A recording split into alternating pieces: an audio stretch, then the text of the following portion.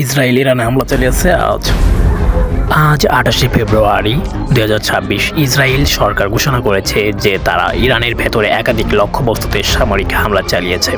ইরানের বিভিন্ন স্থানে বিস্ফোরণের খবর পাওয়া গেছে, যদিও এই হামলার বিস্তারিত ক্ষয়ক্ষতির পূর্ণ তথ্য এখনও প্রকাশ হয়নি। দীর্ঘদিন ধরে ইসরায়েল ও ইরানের মধ্যে রাজনৈতিক সামরিক টানাপোড়েন চলছিল, বিশেষ করে ইরানে এর পারমাণবিক কর্মসূচি ও মধ্যপ্রাচ্যে তাদের প্রভাবকে কেন্দ্র করে আজ সেই উত্তেজনা সামরিক সংঘাতে রূপ নিয়েছে বলে আন্তর্জাতিক সংবাদ মাধ্যম বলেছে। ইসরায়েল বলেছে এটি ছিল প্রভাবিত আক্রমণ, যাতে তারা সম্ভাব্য হুমকি থেকে নিজেকে রক্ষা করতে পারে।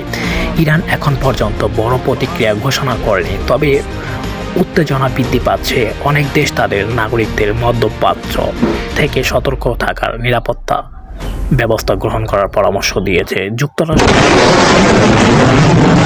দেশ পরিস্থিতি ঘন ঘন পর্যবেক্ষণ করছে, কূটনৈতিক পরিস্থিতি শান্ত করার প্রচেষ্টা অব্যাহত রয়েছে।